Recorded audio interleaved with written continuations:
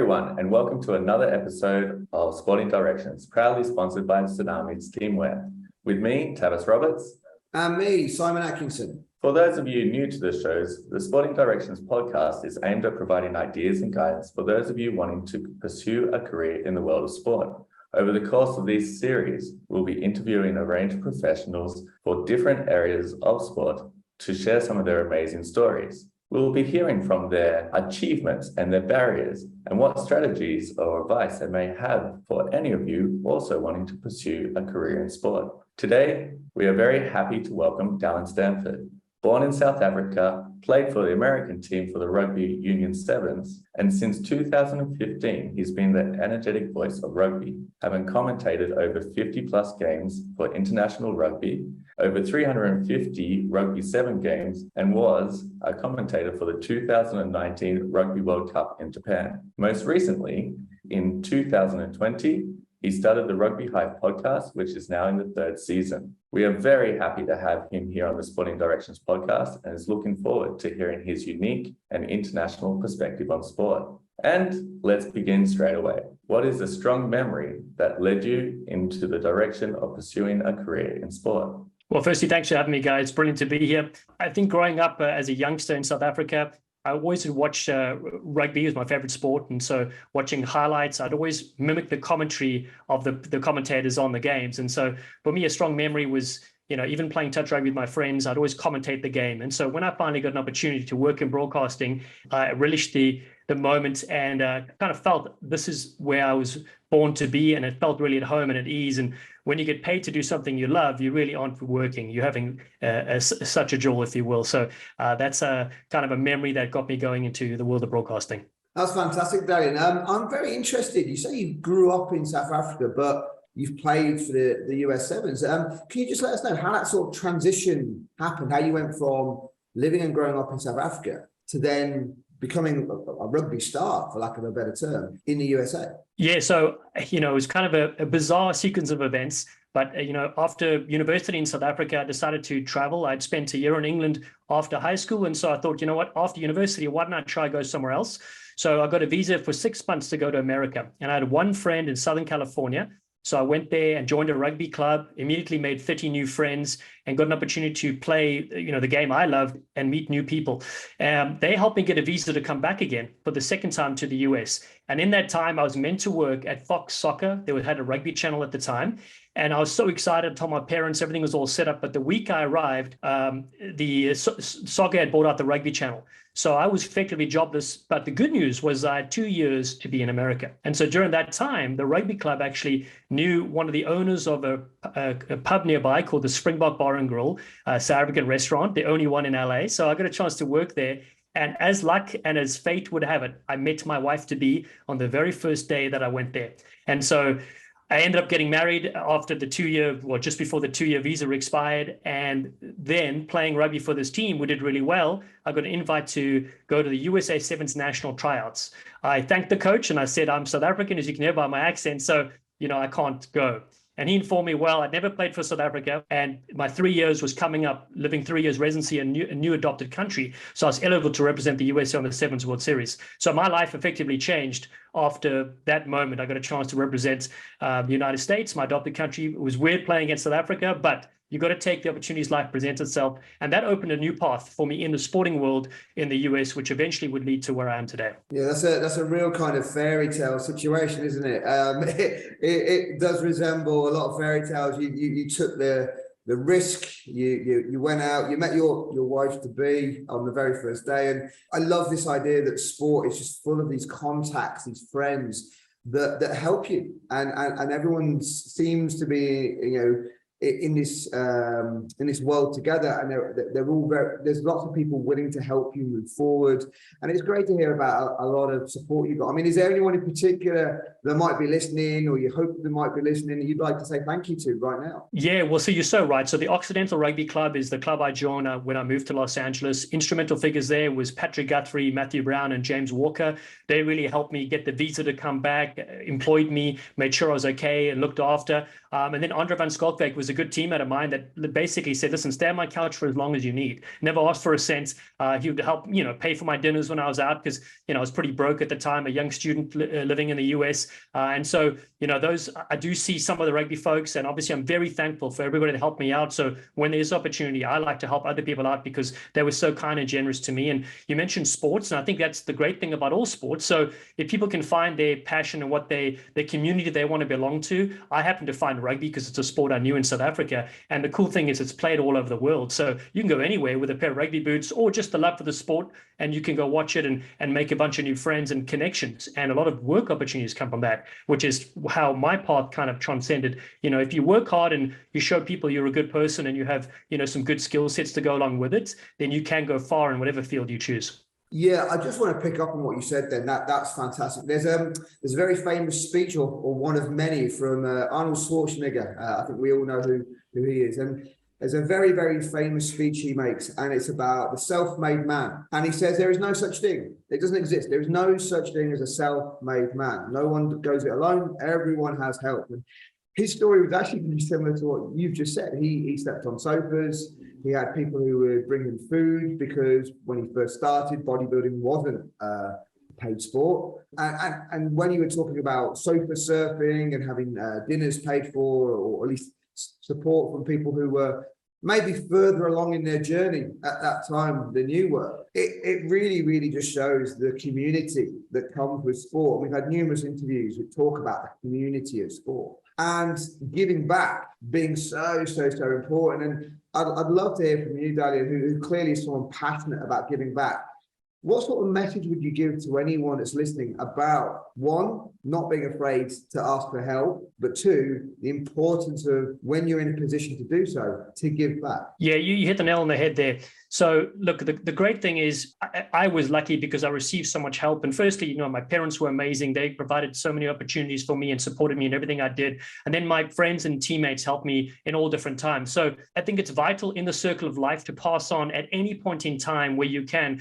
Growing up in South Africa, I was a very privileged person that grew up in South Africa that had a terrible system of segregation before me. So what can I do about that? Well, in every moment or every chance I get, I can help others in need. And I think that's absolutely vital. There was a program that was very close to my heart in Los Angeles. For 7 years, I worked there. It was basically a youth rugby program, youth development for inner city kids that didn't have much or didn't have many role models. And so we'd go into these schools, elementary, middle school, in the after school hours, and basically use flag rugby as that vehicle for social change. And that was a wonderful program because you inspired these young kids, to live to their true potential and provide that role model and provide the values that you see in sport. And a lot of American sports are very, very individualistic. It's all about the quarterback, all about the star player. Where rugby or other sports like that, all about the whole team. You've got to be able to catch and run. You've got to be able to pass. You've got to be able to tackle or pull a flag if it's flag. And so transferring those life skills to young people when they need it most, I think is absolutely vital. That's not to say if nobody helped you out, you mustn't help other people out. If you can, be the best version of yourself and help people out, because you never know when other people are going to help you out as well. And if you put good out into the world, good will come back to you. I'm a huge believer in that. Hey, Dallen, I'm also a huge believer of what you put out is also something that you can receive. And I love to hear that you're sort of paying it forward. Like, that's a concept that so many people have helped you, and you also are on your own journey to help and encourage other people, which is really inspiring to hear. I want to just go back to some of the times that people have helped you, and maybe we can talk about some of the barriers. Like, you've already spoken about how people have helped you when offered couches, you're sleeping on couches, or you were in a new country and very quickly, effectively jobless. I'm just interested to hear if these were some of your biggest barriers, or are there other barriers that were sort of stuck in your mind, and how did you overcome them? Yeah, good question. I suppose the fundamental aspect where I was lucky growing up, I've always seemed to have a mindset shift, which is filters out into the positive side of things. So even when you meet people for the first time, I would look at the good in them and look at the positive qualities in them.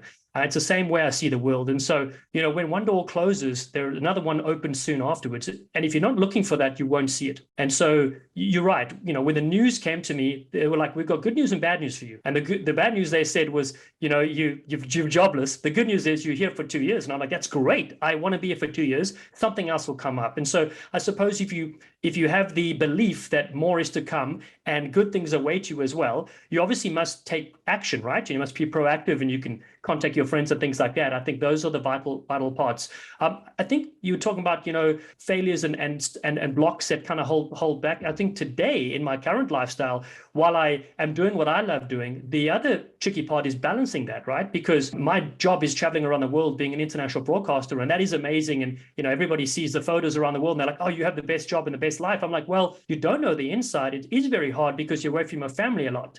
So with every good thing, there are some other things that balance it out as well. So as long as I think if you can maintain a balance in your life, then I think you can live a more fulfilling life and not lean it towards one thing or the other. Because in the past, I was guilty of doing every single weekend rugby, traveling the world and being away forever, which in the end can lead to a bit of a block in other parts of your life, Very true. As you said, as one door closes, another door opens, which is also a type of balance. Your first sentence, when you're talking about that, I think identifies what was most important to you, which is your mindset. And the mindset shift from negativity to positivity seems to be well practiced and almost instantaneously for you.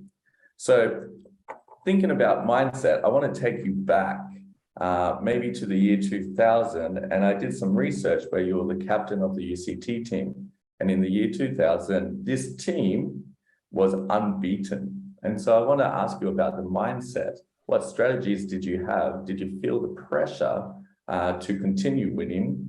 And what sort of strategies did you keep to overcome any pressure or stress? Yeah, so in terms of the mindset, you're right. So it is a practice and it's a tool that everybody can use. You're not born as you end up, right? You evolve and you develop and you take from your surroundings, and you also, the people around you are very important. So you need to surround yourself with good people as well. So that's the great thing about championship teams. If you look and analyze what makes a team successful, generally, if you look at that squad of people, and again, this could be any sport, you'll notice the good in the people. A lot of leadership qualities will come through, a lot of strong athletes. You wouldn't necessarily have a bunch of stars in that team that didn't gel with each other, because they would eventually unravel. The pressure would mount, as you said, and they would collapse. Where that under 20 side at university, and there've been many teams I've been a part of, my high school team as well, some of my USA sides and club sides, we've done really well on big stages and won national championships, and even sides I've coached. And I think the core essence is it's a belief greater than yourself that we are going to achieve something, that's bigger than all of us individually. But we need to do it collectively, and we must trust each other. We must listen to each other. We must work together. And it's not about it's about we. And I think if you get over that kind of barrier, that's probably the best thing you can overcome. And all those championship teams, I can't remember, this is the funny part, I can't remember any of the players, I can't remember any of the tries or the games, but I remember the people. I remember how you meshed together with those good people and you formed lifelong friendships. You could meet somebody in the pub or down the street from that team 20 odd years ago, and you're going to smile and have a laugh and share a wonderful moment. And people always told me about that when I was playing in teams, but obviously you didn't know it because you were new to that environment. But now I appreciate that sentiment. And it is about the greater good and working together. I'm really happy you kind of raised that point there, Dallen. It comes back to that idea of the community that we can build through sport, regardless of what level we're at. A lot of people have this stigma that when you go to professionalism, it's all very much me, I need to be the best. But I think you've hit the nail on the head and made it very clear to everyone it's not. You still have to keep that camaraderie. You still have to keep that team ethos. You still have to keep that togetherness. And I think that's what a lot of people don't realize as the biggest draw to sport. We live in a modern world where money is everywhere in sport, but I think we do need to make it very clear to everybody that you need to go into this profession for the right reasons. You need to go into it because you like being with and working with people, you like building relationships, and as we've already covered, you like or you feel the need to give back, just like so many gave to you in your earlier years. Now, we've spoken a bit about your playing career there, but I'd love to go more generalistic, and I'd love to just open up the floor to you, Dallen, and go, out of everything you've done, and you've done an awful lot, what would you say is your greatest accomplishment above all else, and why? Yeah, so two things actually do come to mind. It's that youth development program, the Play Rugby USA program with the young kids. Growing that program with unbelievable staff that we had. We all worked together. We went from 50 kids to 5,000 kids in LA, playing non-contact version of rugby, young boys and girls, elementary, middle school. And that for me, being at those big tournaments, we had thousands of kids come on from all walks of life. And that really was special. And it's something I'm going to get back into when we move back to California. And the other side of it is the broadcasting side, completely different side. But going to a Rugby World Cup is always very special. But to get a chance to actually commentate it, there was only 4 lead commentators selected by World Rugby to be on the world feed. I got a chance to sit next to Joel Stransky, who's a South African rugby icon. He was responsible for kicking South Africa into their very first, World Cup victory in '95. And I was a young kid watching that. So to sit next to him for 30 days in Japan and commentate all these games together, that was really a special moment, a dream come true. And my mom got a chance to listen to the broadcast, and my sister as well. My father had unfortunately passed before that, but yeah, that was another highlight for sure. Yes, and thank you very much for highlighting what was the greatest moment in sport, for decades for South Africa, but not a nice one for us English, because Joel Stransky kicked it and beat the English. So thank you for highlighting that one.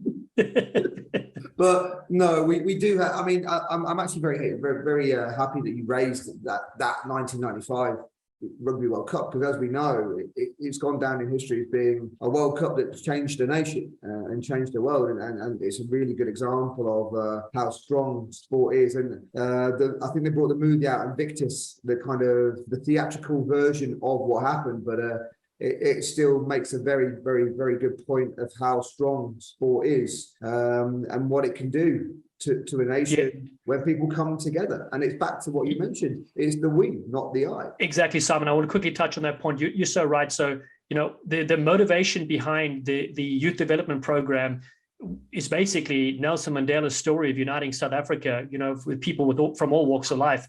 And I do think about that a lot, having growing up in South Africa. I was a 16-year-old kid during that 95 World Cup. And, as I said, I was fortunate because I had everything I needed, growing up, but not everybody did in South Africa. And that's kind of why, it is so important to, for me personally, to give back and in all the ways I can. But that program, working with young kids who might not have an opportunity to maybe go on to do great things in life. And some of these kids, by the way, have gone on to get scholarships to university because they picked up this new sport, rugby, and, they've been offered all over in the US. So, I think it's wonderful to see what sport can do. And it really, has the power to change, as Madiba had said in 95. Yeah, that's lovely. I mean, I think you've said it all, really. It's all about doing good in the world, not necessarily expecting good back in return, but doing good in the world, because if we don't, this world's going to be a horrible place to live in. So we all need to give back. So I hope anyone listening to this will have in their mind, if they would like to go into this industry, think about what good you can do and what good you can bring to other people, and we'll all make a much better life, a much better profession for everyone in the process. So I'm just going to move on, and I want to delve into this youth program a little bit more. We've spoken about people moving on with scholarships to universities. I'm going to ask you now from a different perspective. Let's say you're talking to one of those children you've helped, or someone who might be helped by this conversation. What advice would you give to them if they were thinking, I would love to follow in Dallen's footsteps, I'd love to be a commentator, I'd love to go down the youth rugby route? What advice, what kind of support would you say to them right now? Yeah, I would say for the budding broadcasters out there, folks looking to get into that kind of arena and world, very important to be authentically yourself. And the thing you'll learn along the way is that there's no one else in the world like you. You're uniquely yourself because of your past experiences, because of your background. And so always be yourself and bring that to the broadcast, which no one else can bring. So it's not a matter of copying someone else you hear and you like what they do. You can definitely copy, homework and do your research, which I think is the second important part, is that prepare for success. You can take the time, because you have time to prepare for a job interview, prepare for anything you need to do in life. And I think that's very important. And thirdly, enjoy what you do, have fun with it, right? I think that's very, very important. Don't go into a career because you're attracted by what it could bring in terms of, finances or where necessarily it could take you, but do it because you love it. And if you love what you do, opportunities will keep opening up and you'll get to do you'll never really have to work properly. You'll still have to do some homework, obviously, to be good at your job, but it will be a treat to be in that position. Dallen, if I could, I just want to bring a couple of those concepts that you just mentioned before. And I'd like to bring like the youth together, the being good at your job, and maybe what it takes to be a successful commentator. And so the question that I have for you is, when you're to be a good commentator and you're preparing for a very important event, what sort of preparation do you do? Maybe in your analysis of the players, the things that you have to remember, these sort of skills, they're not authentic, but there's maybe things that you could learn. So what sort of skills did you learn to become a good commentator? And maybe these are skills that other youth could use, either in their own lives as they go forward to be a commentator or in other subjects that they're studying for. Yeah, so in the broadcasting world, the research is king, I believe. And that's what I'm saying, like anybody can do that, right? So, you can't really help your voice. You can't really help how you sound. That's your accent and it's, how you talk. But there are certain things you can do that are vitally important. Number one, I would say it's all the research. So in the rugby world, from my experience, let's say I'm commentating an international game, you've got 2 teams playing, or the Sevens World Series, 16 teams. You can prepare all the information on those players. You can research them online. You can even go to their Instagram or their social media accounts just to see what they've been up to. You can also research the rivalry between countries, the stadium you're at, their significance, all those kind of things. You can even take out a dictionary. I don't have a massive vocabulary, so it's important to go pick out words that you wouldn't necessarily use, because in broadcasting, you repeat yourself quite a lot. So it's good to use a turn of phrase. I like to bring humor to my broadcasting, and that's what I'm saying, for people to be authentic. I generally love a laugh. I'm always about smiling and having a good time. So I feel like that needs to be echoed in my broadcasting. And so I may even think of something witty to say before a game or about a certain player, if they resemble something that is humorous and that sort of thing. But I think what people could do for the broadcasters, because I do get asked this question a lot in terms of how could they get better or prepare. I think they can watch a game on YouTube, online, turn the volume down and commentate it themselves. They can then volunteer at a local team nearby and say, I want to commentate your game, get that recorded. And once they have more practice and feel comfortable, they can make a little audio file or video of themselves commentating and send that to events and say, I'd like to be your commentator. And then you can ask for a fee and kind of ask for your worth through that. But those kind of skill sets, I think the research is vitally important. And also listen to other people in your industry or in other industries. I think that's where a lot of people get stuck on, if you just focus on soccer, you do everything that soccer does. Well, why not go to basketball or another sport and see what they do there? And maybe you can be, creative and bring something different to what your role requires. I'm really happy that you mentioned how to be authentic, how to be witty. And there are YouTube videos of you of maybe some of your one-liners. And one of your most recent ones, Angelo Davis, he's as scary as 2020. Okay, so I think that's great. And it's right, you do have to prepare through research, and maybe there's a small way that you can start to get into commentating if that's where your passion lies. When you are starting, and I'm just going to stick on this point, just one more, just to reinforce it for the listeners, what sort of feedback do you sort of look for as you are starting out? Like, what do you look for? What's the reflection process? How do you know how to get better? Did you have a coach at the start, or was it just through trial and error? What was your process going from a beginner to where you are now? Because it's such a long process. It's a big step to be aiming up here. So what was that sort of process? Yeah, another great question. You're right. It's a 10-year process from roughly when I started in 2012 to 2022. And so if I had to listen back to the very first game I did, I would cringe because it sounds so terrible. Now, that's the beautiful thing about, us as humans, because we want to get better and we want to evolve. So don't harp on what you've started out, because that's just the entry point and it can only get better. The other thing about broadcasting is sometimes the camera's on you and the light's on and you're actually in vision and you panic and you don't know what you're saying and you just mumble stuff out there. And then you go back and watch it and you think, what have I just said? What am I doing? It can be frustrating. It can be stressful. But I think the more you put yourself in those positions, the more comfortable you get, the more you're able to articulate what you're trying to say. You've got people talking in your ears, directors are shouting at you, your other commentators talking, you're trying to think about the next question ahead of time while listening at the same time. So I suppose the advice is, number one, keep doing what you're doing in terms of practice. Practice makes perfect. I mean, that is true as can be.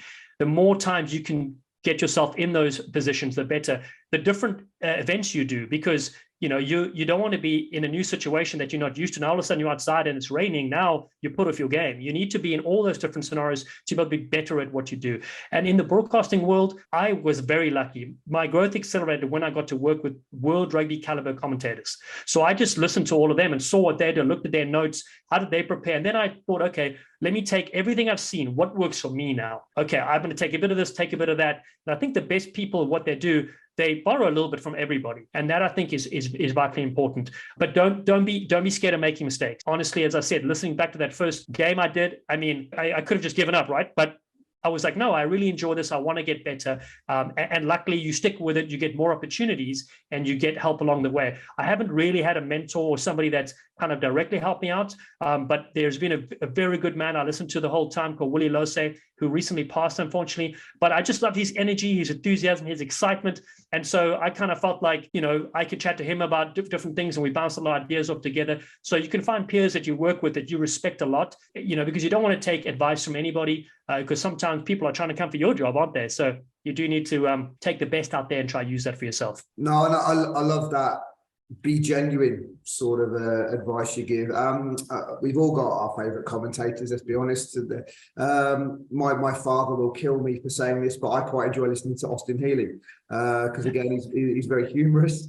He quite often gets things wrong, but he's not afraid to admit that he's got things wrong. And in some aspects, there's a lot of other commentators out there that quite enjoy winding Austin Healey up and getting him getting him in trouble. And that's why it becomes a bit theatrical and to a point where you're enjoying the commentating just as much as the game. Yes. And that's what I do love. It becomes a show. Brilliant. I love it too. So we've had an awful lot of good advice. I think I've written down 4 points from what you just said, Dallen, that would make fantastic posters in any office space or workable space. I think the first one was get comfortable being uncomfortable. I think that's a key one. We all know about moving outside of your comfort zone if you want to make progress. That was the first thing I took away from what you were saying. The other one I picked up on was practice makes progress. Now, I've not put perfect because if we accept that there's perfection, we'll never keep moving forward. So I love the idea of practice makes progress. We want to keep making progress. We don't want to make perfection because when we hit perfection, there's nowhere else to go. Practice makes progress. We need to want to be better. I like the point you made about we need to surround ourselves with those better than us. And there was a quote, I think, from Steve Jobs. And he said, if you're the smartest man in the room, you're in the wrong room. Always surround yourselves with people who are smarter, better than you, because that's the only way we're going to be able to push forward and be better ourselves. And again, practice makes progress. And the last one I got was, don't be afraid to make mistakes. Every mistake's a learning opportunity. So anyone listening who makes posters, I think you need to give Dallen a call because he can make quite a few for you in one sentence. Is there any of those points I've just picked up on you want to elaborate on, or do you want to add any more? Yeah, I love the one where you said practice makes progress. I think that is brilliantly said and way better than the original kind of phrase. And so I think that's vital, is that if you're making progress, it doesn't matter how small it is, you are getting better as a person, and getting get better as your job. And so I think that's vital. And it equates to the same thing as being in the room with people that are better than you, that have more experience than you, because what a great gift. We get to learn off others' life experience and and all their things they've done. The other thing I always love as well is the power of positive thinking. I'm a big fan of Tony Robbins, putting it out there, because each year I do like a vision board. I put out the things I want in my life, because if you don't say them and you don't look at them and you don't visualize them, then you won't get what you actually want because you haven't put it out there, right? So if you don't set yourself, the same thing is life, like you want to be a sprinter and you want to reach a certain speed, you have to write down that speed and then work slowly, progress towards that, right? So I think the filter you see the world in, if it's a positive one and you can change things for good, I think you will go well in this life, because it doesn't matter what sort of news you get or rejections you get or mistakes you make, because you're like, hey, these are just things apart the way I know I'm on the right track. Yes, I love that idea of the vision board. I think a lot of us have written action plans and they've been laid to the wayside, but I like the idea of a very clear vision board and backwards planning. Very, very important. So that actually takes me on to my next and last question, and that's, what does the future hold for Dallen? What's your dream? What's the next step? What's going on that vision board for Dallen moving forward? Yeah, another great question to leave things in the broadcasting space. I'd love to do more Rugby World Cups and keep going with the Sevens World Series. We're being in Hong Kong next month to kick off the start of the series. But I think it's to continually improve what I do, right? To hone your craft. To make progress each tournament I do and each match I do. I think that's kind of a longer term goal for myself in the broadcasting world. I'd love to get back to youth development. It's a real passion of mine, as I mentioned to you all. So getting into a place like back to Los Angeles where I've got familiar folks on the ground, I think that'll be great as well. I think also, spending more time with my family and creating a family. We have no kids, my wife and I, so that could be something on the horizon as well to pass on for the next generation. But the future is bright. It's very exciting. The thing about the sporting world is that, particularly in what I do, every event is thrilling. Everything it's live sport. Anything can happen. So I really love being in that environment. And I particularly chose when I was a youngster, I didn't want to do a 9-to-5. I didn't want to do a desk job. My father was an accountant, and he said, well, you need to do what you love and what makes you happy. And so that's really cool that things have worked out that way. And it's always been a vision of mine to be able to do that, and lucky to be living it now, And of course, the Rugby Hive Podcast, that is on the crack. It's behind my screen as well. People can check that out. Also, that's the rugbyhive.com. And I team up with a former Sevens player as well. He played for Canada, Robin McDowell, and we got to get on current or former Sevens or 15s, women or men who have either coached or played for their country. And they share their kind of advice as well. Similar to what you guys do, just with that one question, but then we delve into their lives and how they were able to overcome the odds and become the legend that they are. The future definitely does sound bright for you, Dallen, and it's great to hear that over so many different categories of your life that you are still growing, that you're still trying to make progress, and that you have these goals that you're still striving to get to. So I think that's really cool. And I really hope that everybody else could maybe take up a habit or take some time to be able to reflect on where they're going and make their own vision board. So I think that's a great sort of strategy. I think we could talk for hours about the strategies and the experience. And as you said, having this gift of giving back to our youth and the people that are listening that are interested in sport. But I think it's time that we should wrap up. And so are you ready for some lightning questions? Yes, fire away. Fire away. Okay. My question for you is, what strange habit or skill has helped you to get where you are? The skill of being humorous, being funny in my commentary, in my broadcasting. I think that definitely sets me apart authentically myself to try and make people laugh. Sometimes it fails, but sometimes it doesn't. So things like he's more dangerous than climate change. At least some people laugh, So I think that's one of them. Sorry. Yeah. That one got me. That's quite funny. No, but it's bringing those little traits in that really set you apart and make you stand out. So mine's actually going to kind of get you thinking about transferable skills. So my question is, if you were not doing what it is you're doing now, if you weren't in this profession, what other profession do you think you might have ended up in, given the skills that you have? That is a fascinating question. I would say if it's away from the sporting landscape, right, because I could be a coach in sport. I love doing that. I think if I was working for, a corporate, it'll be in marketing and media, something creative, something to, I suppose, bring a product to life or a service, something like that. Could throw a couple of one-liners in there, could be copywriting, but I think something like that would certainly suit those skills transferably. So thank you ever so much for all of your time, Dallen. It's been a phenomenal conversation with you. And as Tavis pointed out, we could very easily go on for 2-3 hours and still have plenty to talk about. But I do just want to summarize a few important points that have stood out for me. And going all the way back to the start of this conversation, I think the core things that have run through our conversation is sport is community. It's all about the we, not the I.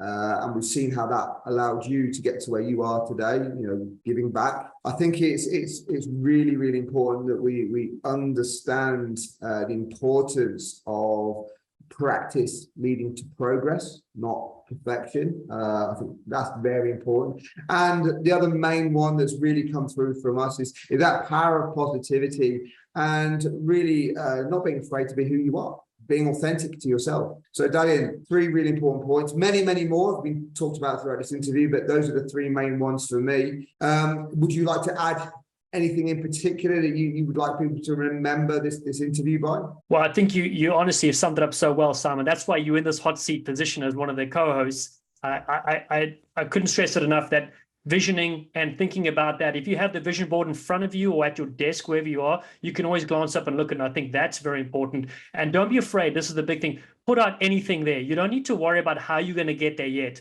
Just put out the highest goal or best thing you want to do. My goal is to be one of the best rugby commentators in the world. Am I there yet? I'm working my way there, which is amazing. You asked me 10 years ago, people would have laughed, right? So you need to put out the biggest thing or greatest things you want to achieve in your life, and you never know. If you keep working towards it, you could succeed. Dallen, I just want to echo Simon's thoughts. We really appreciate the time that you've taken to share your authentic self and being able to give us the strategies and the growth mindsets and the tools that have helped you get to where you are as one of the leading commentators of World Rugby. So I wish you luck in the future on your endeavours for youth work, and good luck with the family, buddy. All the best. Awesome. Thanks so much for having me on, guys. You guys are amazing.